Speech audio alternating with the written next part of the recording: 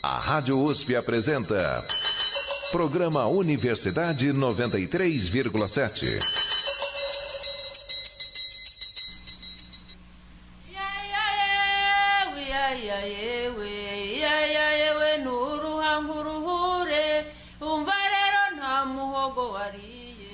Especial Ruanda, o último genocídio do século XX.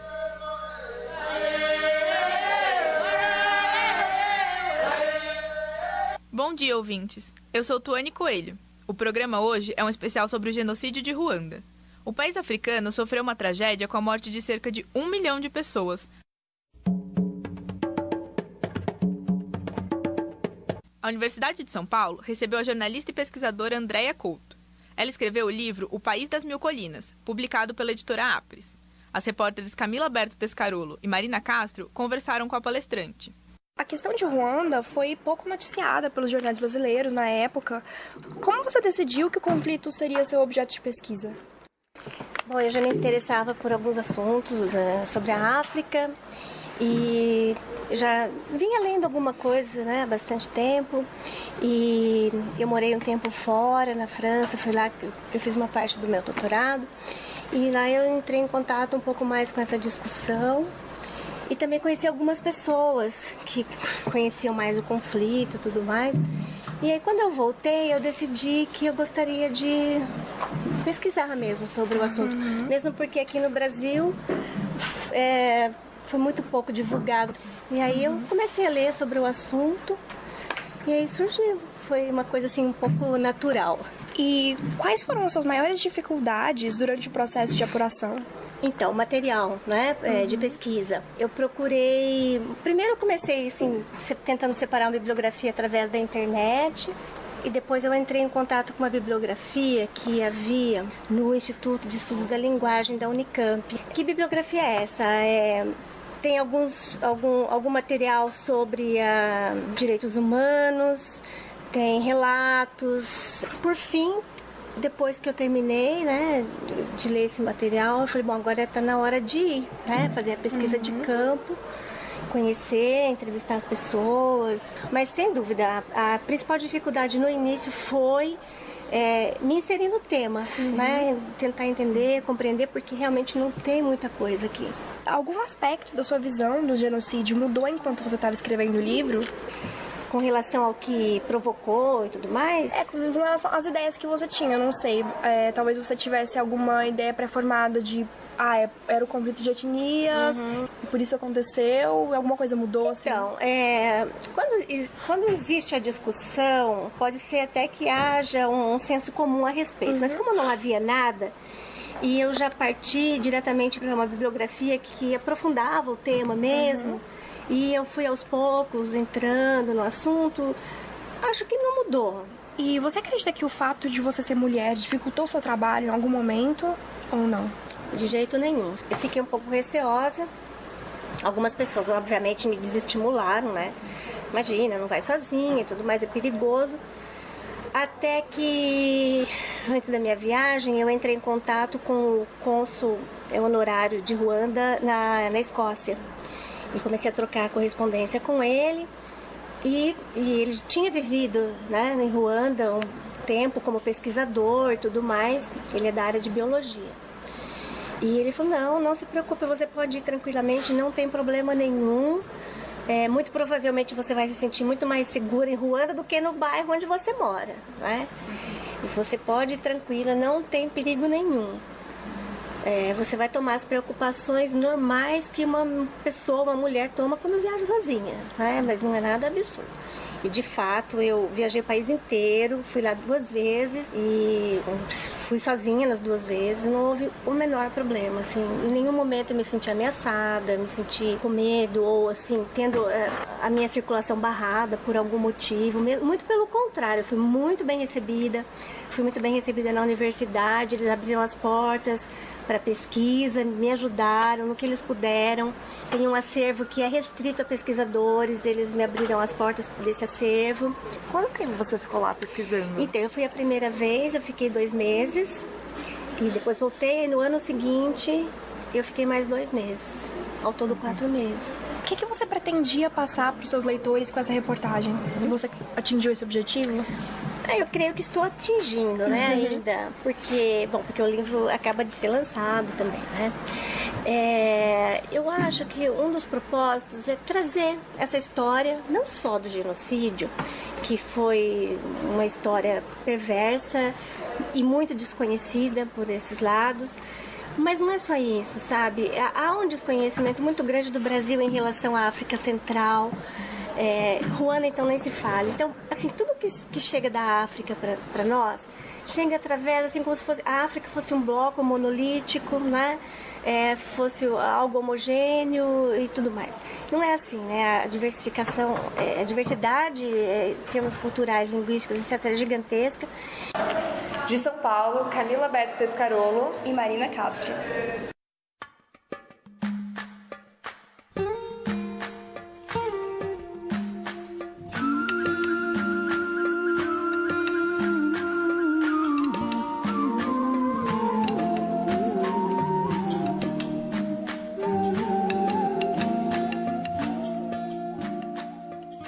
Agora, André explica o processo que levou ao genocídio de Ruanda, no início dos anos 90. As etnias. E ali existiam principalmente duas etnias, né? Os Tutsis e os Hutus, e também os Tuás, que fazem parte assim, de 1% da população. É uma outra etnia. E os Hutus eram agricultores, enquanto que os Tutsis eram pastores. Então, essa configuração, né, sempre existiu ali. Embora, claro, né, sempre houvesse uma rusga entre eles, no sentido de que a um pertence a maior riqueza, que é o gado, enquanto que a outra etnia é desprovida disso, mas eram questões que eles mesmos conseguiam resolver entre eles e não havia um problema maior que pudesse gerar uma tensão maior entre as duas etnias. Bom, quando os europeus chegam, os colonizadores, final do século XIX, início do século XX, eles começam a defender várias teses ali para explicar aquela configuração social, e uma delas, eles imaginam que Ruanda vivia numa espécie de feudalismo, em que havia o rei, e ao lado do rei estariam os Tutsis, numa situação de maior privilégio, e tudo mais. Na verdade, essa tese, né, de um feudalismo em Ruanda prevaleceu até durante umas 3 décadas. E ainda hoje tem gente que ainda fala esse tipo de coisa. Ainda hoje, por incrível que pareça, ainda é uma tese que ainda é defendida. Os colonizadores. Quando os colonizadores chegam em Ruanda, eles acabam elegendo a etnia Tutsi como uma etnia privilegiada. Por quê? Primeiro que a gente tem que entender que esse final do século XIX, início do século XX, começa a ser divulgada as ideias do darwinismo social, a ideia do mais civilizado com menos civilizado, e isso vem ao encontro dos colonizadores no sentido de que, bom, nós, os europeus, estamos aqui para colonizar e civilizar esses povos menos civilizados. Então, quando eles encontram os Tutsis, eles logo veem, bom, os Tutsis são em menor número e eles, de acordo com as teorias em voga na época do darwinismo social, eles já elegem os Tutsis como os privilegiados, os preferidos, imaginando que os Tutsis são descendentes de povos semitas e têm uma origem eurasiana muito remota, enfim, eles dão toda uma história fazendo com que eles fiquem como sendo uma etnia privilegiada. Então, aos Tutsis, cargos importantes, acesso aos estudos, enquanto que os Hutus começam a ser relegados como cidadãos de segunda classe. A raiz do conflito. A partir daí, já começa, então, uma situação que não é natural, contrapondo essas duas etnias. E aí, então, o que acontece? Os Hutus já começam a se sentir, de uma certa maneira, ressentidos, acho que até seria uma palavra muito suave, né? Com o fato de serem sempre relegados em segundo plano dentro daquele processo, né, dentro de Ruanda. Então, assim, fica muito difícil a gente dissociar essa colonização, esse processo de início de colonização, de toda a história de Ruanda, porque se nós formos analisar tudo o que aconteceu décadas depois, a raiz disso tudo, né, ela pode ser entendida, pode ser vista como sendo tudo acontecendo nessa época. E uma coisa interessante é que quando os europeus chegam em Ruanda, eles vão encontrar um povo que, embora eles não detivessem instrumento da escrita, era um povo ágrafo, eles não tinham escrita, eles tinham uma riqueza cultural extremamente importante, eles conheciam a história dos seus antepassados de muitas e muitas gerações, eles tinham um sistema de histórias, né, do seu próprio povo muito rica, e havia um rei, né, o Muani, como era chamado. E em torno desse rei é que eles se organizavam e tudo mais. E quando os colonizadores chegam, eles começam então a compilar linguisticamente toda essa língua Kinyarwanda, que é uma língua extremamente complexa, não é fácil de aprender. E aí os primeiros anos, século XX, os primeiros ruandeses começam a escrever a sua própria história. Começam a ter a escrita e começam a produzir, então, a sua própria história. Só que nesse começo, eles faziam isso no intuito também de agradar o colonizador, principalmente os Tutsis, obviamente, que eles estavam numa posição confortável, uma posição privilegiada. Então, nesse início, a história ruandesa, ela é contada ainda, fazendo com que essa etnia Tutsi tenha ainda uma posição de privilégios dentro dessa história. A descolonização e o início do conflito. A partir da década de 40, década de 50, começam os levantes em toda a África pela libertação, pelo processo de descolonização. E com Ruanda não é diferente, não é?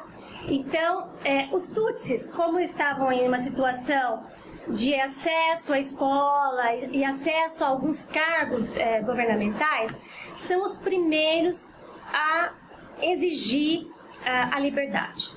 E aí o que acontece? Nessa situação, os belgas acabam se voltando contra eles e apoiando os Hutus. Isso numa reviravolta histórica extremamente compreensível para eles, né? Porque para o colonizador isso era bastante claro. E aí então, com o processo de descolonização e com a independência de Ruanda, os belgas vão embora e deixam a situação em Ruanda já numa situação de extremo conflito, né? Porque eles passaram a apoiar os Hutus então começam a ceder ao poder que nunca haviam tido desde a colonização e começa então a perseguição contra a etnia Tutsi.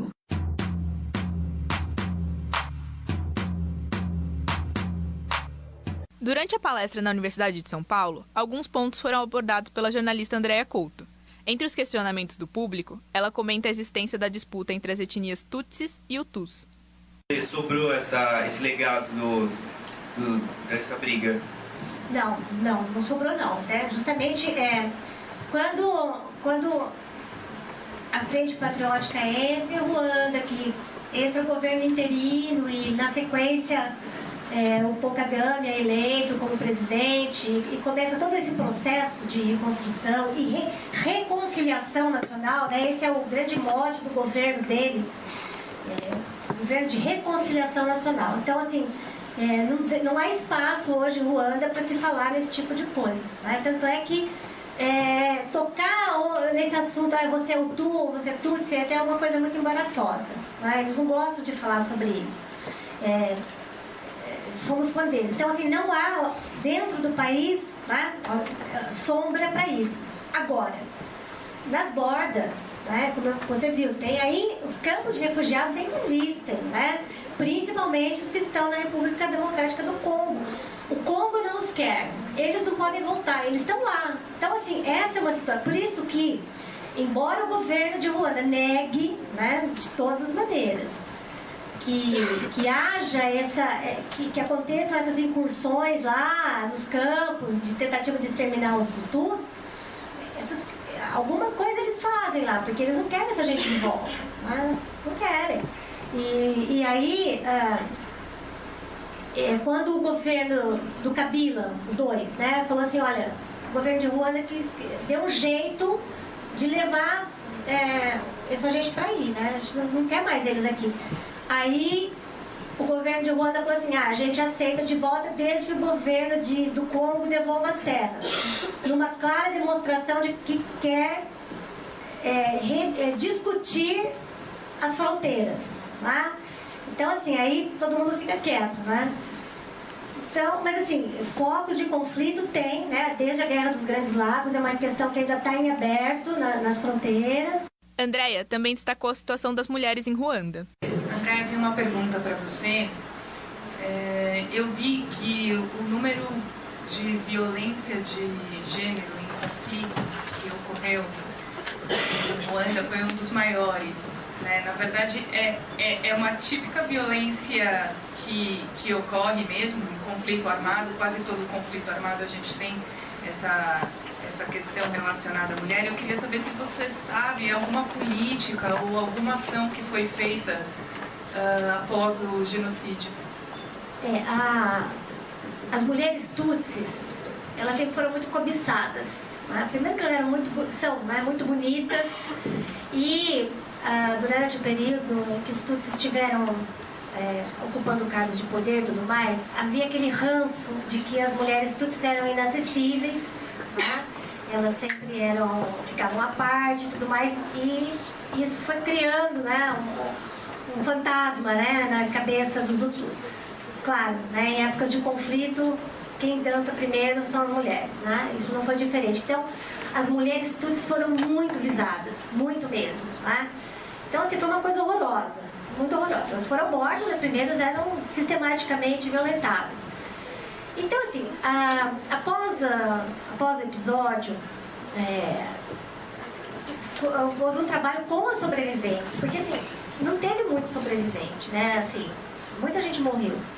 Então, muita gente fugiu. Né? Agora, quem ficou teve acompanhamento, sim, psicológico. As crianças têm muito órfão. Né?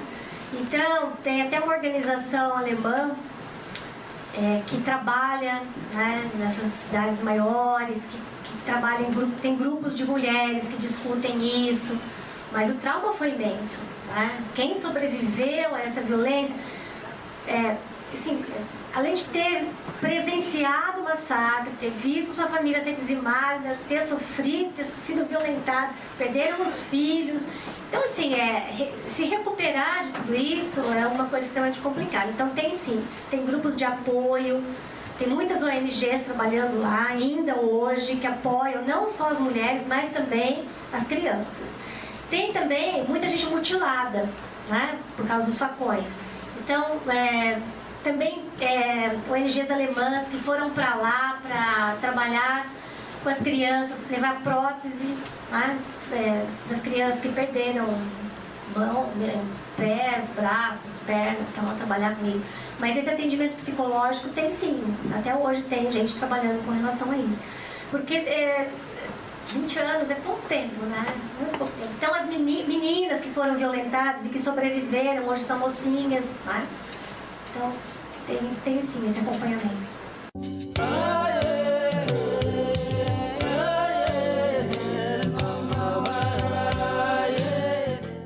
Ouça agora algumas opiniões do público sobre a cobertura brasileira em relação ao conflito de Ruanda. E você acha que é um tema que recebe assim, uma cobertura adequada, suficiente na mídia? Não, com certeza não. Julgo pelo meu caso, que nunca tinha ouvido, não nunca tinha ouvido falar, mas tinha ouvido falar super superficialmente sobre o assunto. Então, com certeza não. Na verdade não, né? Não se fala muito do que acontece lá na África aqui. Acho que ultimamente está se falando um pouco mais, assim, eu tenho ouvido um pouco mais falar do tema da Ruanda, mas ainda falta muita cobertura, assim, de temas que acontecem na África, muita cobertura, eficiente do Brasil com isso.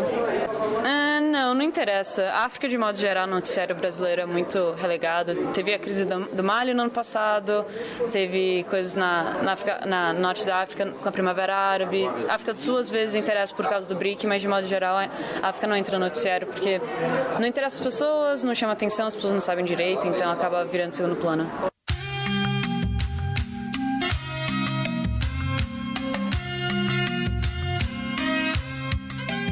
Ruanda ainda é tema de pesquisa no Brasil. O repórter Lucas Knopf conversa com o pesquisador Marcos Almeida Ferreira, que tem o país como tema de seu trabalho. O senhor já tinha estudado um pouco esse genocídio de Ruanda? Sim, eu, além do livro dela que eu já li, né, estou concluindo na verdade, tem um outro livro sobre o genocídio que é muito interessante, chamado, o nome é muito comprido, que é Gostaríamos de informá-lo que amanhã morreremos todos com nossas famílias, acho que é isso. Que é também sobre o genocídio, além de reportagens, né, e do próprio acompanhamento. Eu assino alguns boletins, alguns informativos sobre a África, sobre países africanos, né? Então eu sabia, já sei, tenho noção de algumas coisas do genocídio. Entendi. Eu sou jornalista também e me interesso, tenho pós em relações internacionais e estou preparando uma proposta de mestrado na área de relações internacionais e geopolítica, focada em países da África, né? E baseado no que o senhor leu do livro dela, o que o senhor já conhecia dela, qual a sua expectativa para palestra? Eu creio que deve ser sempre interessante e sempre será interessante ouvir pessoas que foram aos locais dos fatos, que ouviram pessoas que viveram aquela história. Já o professor Denis de Oliveira, da ECA USP, compara as mazelas brasileiras com a situação vivida em Ruanda. Eu acho que desperta uma temática que é pouco discutida, né? Que é pouco falada, que é pouco comentada na mídia.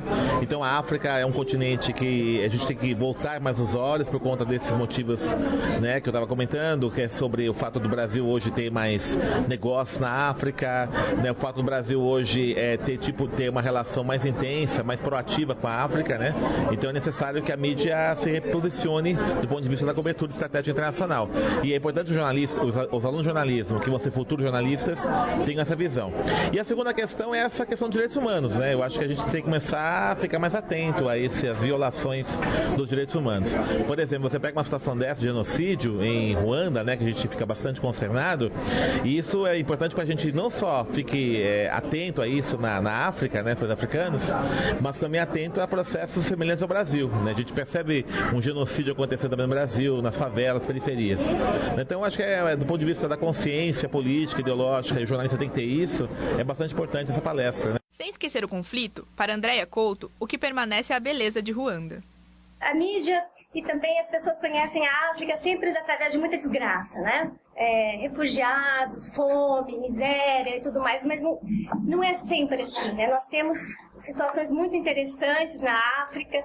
E mesmo Ruanda hoje é um país que está aberto ao turismo. Então eles, nesse projeto de reconstrução nacional, que começou a acontecer após o genocídio, eles têm dado um incentivo muito grande ao turismo. Porque o país, além de ser muito bonito, ele conta com 3 parques naturais muito interessantes, né? O principal deles, que é a Montanha dos Gorilas, o Parque Nacional dos Gorilas, de Virunga, que fica na divisa entre Ruanda e Uganda. É um lugar onde ficam os últimos remanescentes dos gorilas das montanhas. Então é um parque extremamente protegido. O turismo lá é muito controlado. Existe um parque nacional muito grande com a divisa da Tanzânia, Ruanda com a Tanzânia, que é a Kagera, onde já é geograficamente parecido com a savana, onde tem os antílopes e tudo mais. E tem a reserva de Nyungwe, que é uma floresta belíssima ao sul de Ruanda, que é uma floresta super protegida também, com uma população grande de chimpanzés e tudo mais.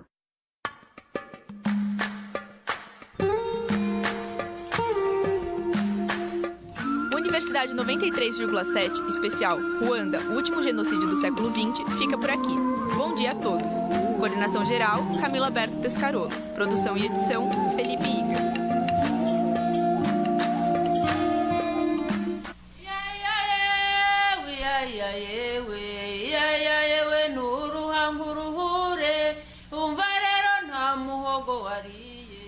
Especial Ruanda, o último genocídio do século XX.